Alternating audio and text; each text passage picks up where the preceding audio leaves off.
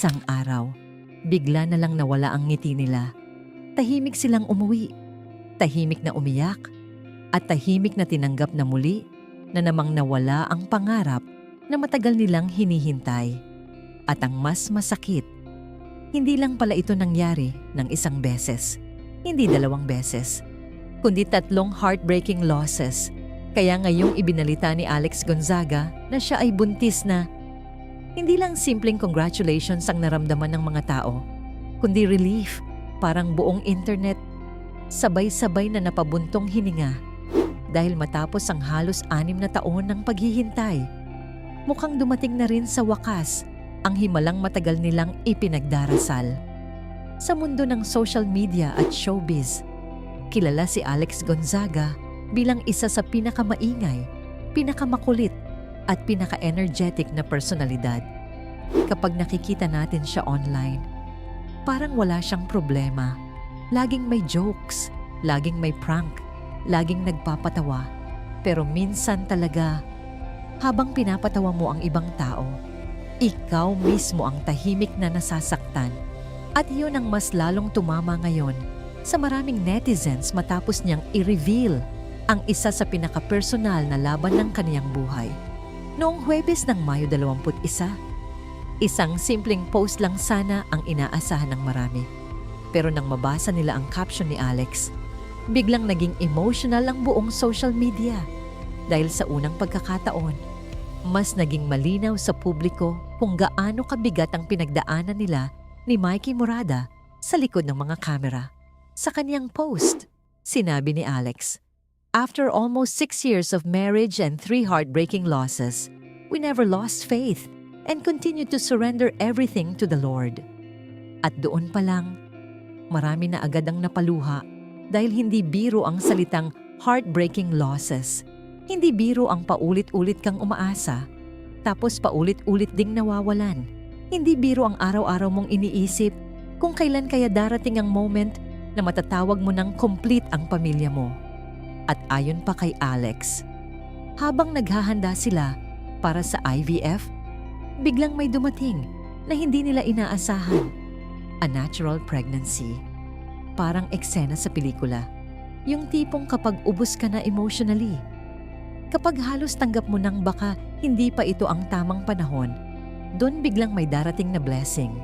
At para sa maraming followers nila, mas naging emotional ito dahil alam nilang matagal nang gustong maging magulang nina. Alex at Mikey, sa dami ng masasayang videos nila together, may bahagi pala ng buhay nila na tahimik lang nilang dinadala. At siguro, iyon ang isa sa dahilan kung bakit sobrang daming nakarelate. Dahil maraming tao rin ang may silent battles, mga laban na hindi nila ikinukwento online, mga problemang tinatawanan lang sa harap ng ibang tao, pero gabi-gabi pala nilang iniiyakan. Matatandaang noong Disyembre ng taong 2024, kinumpirma ni Mikey Morada na muling nakunan si Alex. Iyon na ang ikatlong pagkakataon. At isipin mo yun, 3 beses mong bubuuin ulit ang sarili mo. 3 beses kang aasa ulit. 3 beses kang matatakot magmahal sa isang pangarap dahil baka mawala na naman. At iyon ang hindi nakikita ng maraming tao sa social media. Kapag celebrity ka kasi, parang iniisip ng iba na perfect ang buhay mo. Na dahil may pera ka, may fame ka, may followers ka, wala ka ng problema. Pero sa realidad, may mga bagay na hindi kayang bilhin ng kahit anong status. At isa na roon ang magkaroon ng anak kapag hirap na hirap ka ng magbuntis. Kaya nang ibinahagi ni Alex ang kaniyang pregnancy journey, maraming kababaihan ang biglang nag-open up rin online. May ilan na nagsabing naka-experience din sila ng miscarriage. May ilan ding nagsabing matagal na silang trying magkaroon ng baby. At may mga nagsabi pang habang pinapanood nila ang post ni Alex, hindi nila napigilang maiyak dahil pakiramdam nila, naiintindihan sila.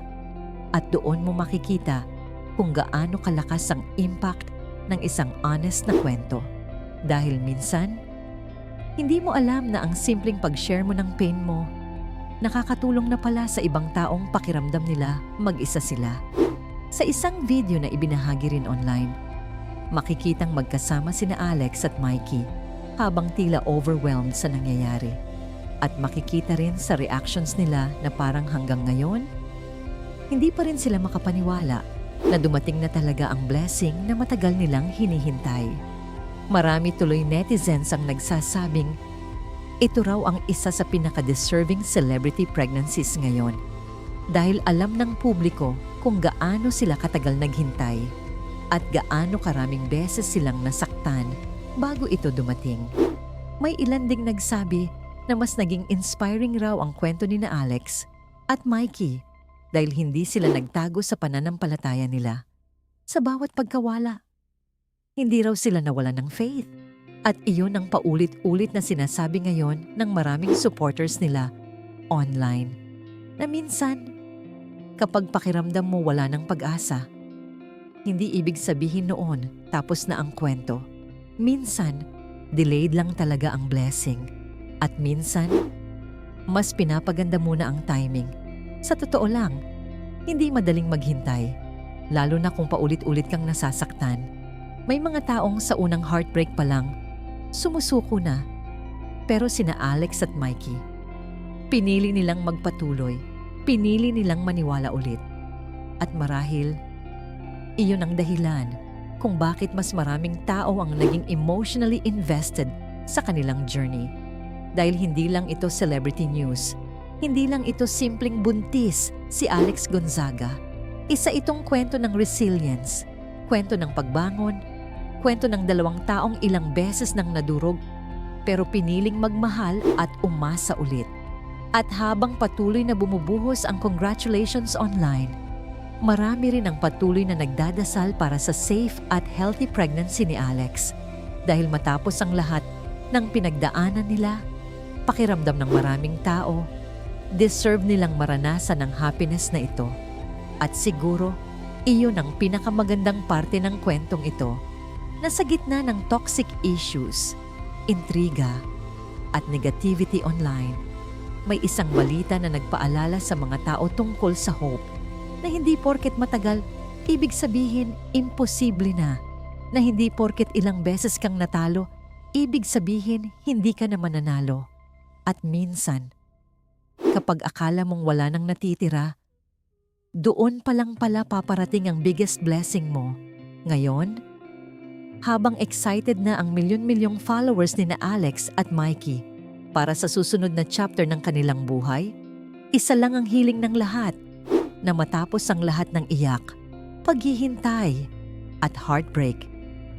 Ito na sana ang simula ng pinakamasayang kabanata para sa kanilang dalawa, ang maging mommy at daddy, at para sa mga taong nakakaranas din ngayon ng paghihintay.